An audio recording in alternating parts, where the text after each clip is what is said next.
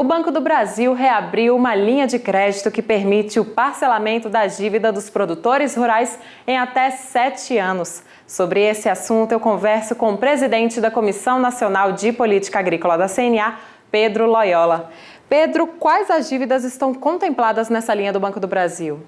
É importante primeiro dizer que tem duas situações. Aquele produtor que ele teve perda de safra, algum problema de preço, ele está contemplado no Manual do Crédito Rural. Então ele pode buscar a renegociação normal, que é até 5 anos, análise caso a caso.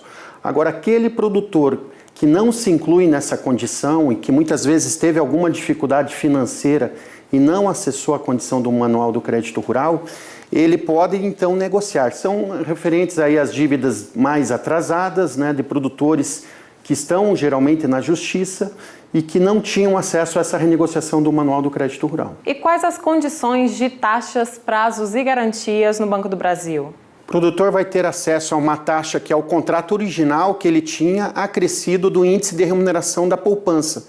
Isso quer dizer, se o contrato dele era de 7%, vai ser acrescido esse índice, que é em torno de 2%, ele vai ter um contrato, por exemplo, de 9%.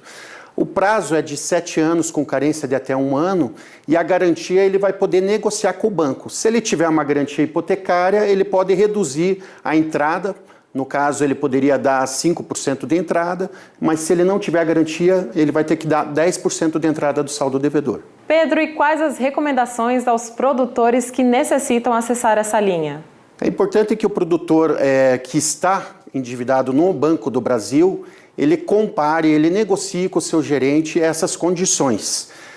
Existe uma linha do BNDES que tem um prazo maior, mas também com taxas de juros maiores. Então ele precisa comparar as condições que ele tem no Banco do Brasil, lembrando que toda renegociação no banco impede que ele tenha acesso a novo crédito.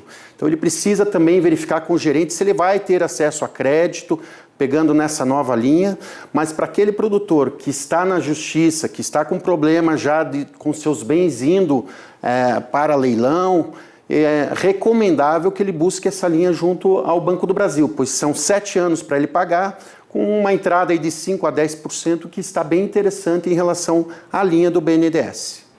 Ok, muito obrigada pelas informações. Eu conversei com o presidente da Comissão Nacional de Política Agrícola da CNA, Pedro Loyola.